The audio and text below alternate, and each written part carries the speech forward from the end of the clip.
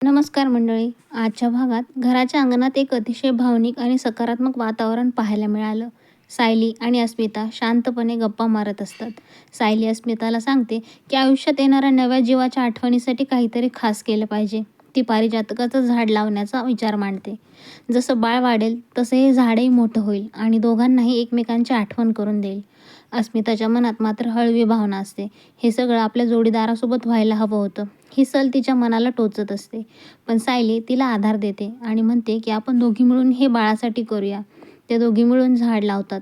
सायली माती खणते, रोप लावते आणि अस्मिता पाणी घालते. या क्षणी अस्मिताच्या चेहऱ्यावरचा हलका आनंद स्पष्ट दिसतो.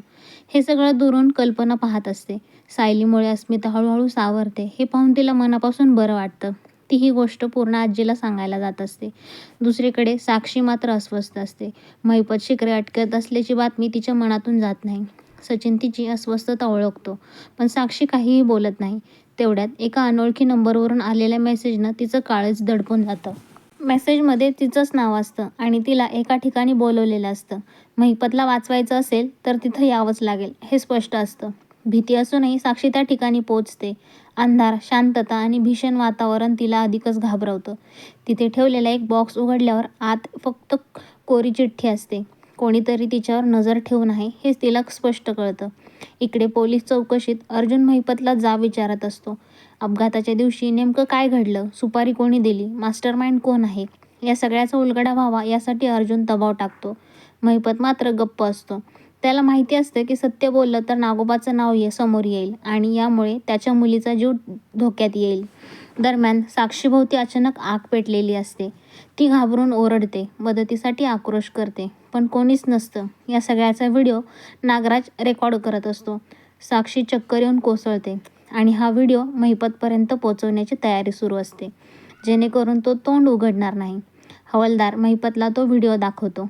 साक्षी संकटात आहे हे पाहून महिपत पूर्णपणे खचतो, पण तरीही तो ठरवतो कितीही मार सहन करावा लागला तरी तो नागोबाचं नाव घेणार नाही. इकडे मात्र वातावरण बदलते घरातलं. सायली, कल्पना आणि पूर्णाजी गप्पा मारत असतात. पारिजातकाचं झाड लावल्यामुळे अस्मिताला मिळालेल्या आनंदाबद्दल तिचं बोलणं, यातूनच मकर संक्रांती साजरे करण्याचा विचार पुढे येतो. पूर्णाजी ठामपणे सांगतात की सायली अर्जुनची ही पहिलीच खरी संक्रांत आहे आणि ती साजरी झालीच पाहिजे. अर्जुन तेथे येतो आणि पतंग, दागिने यावरून गंमत सुरू होते. सायली थोडी रागावते. अर्जुन मात्र तिचा रागही प्रेमाने घेतो. पुढे सगळ्याजणी मिळून अर्जुनला हलव्याचे दागिने घालायला भाग पाडतात. अर्जुन पूर्णपणे अडकतो आणि सायली हे सगळं पाहून मनापासून हसत असते. भागाचा शेवट एकीकडे थरार, भीती आणि कटकारस्थांनी भरलेला असतो, तर दुसरीकडे घरात आनंद, सण आणि नात्यांची ओढ दिसते. तर मित्रांनो, आजचा भाग आपला इथेच संपतो. तुम्हाला आजचा भाग कसा वाटला हे कमेंटमध्ये तुमचं मत मला नक्की कळवा. मित्रांनो, तुम्ही तुमच्या आयुष्यातला जो काही अनमोल वेळ असतो तो देऊन तुम्ही माझ्या रिव्ह्यू चॅनलवरचा हा व्हिडिओ पाहिलात, त्यासाठी मी तुमची मनापासून आभारी आहे. कृपया चॅनलला सबस्क्राईब करायला विसरू नका मित्रांनो. लाईक करा, शेअर करा आणि कमेंट नक्की करा. धन्यवाद.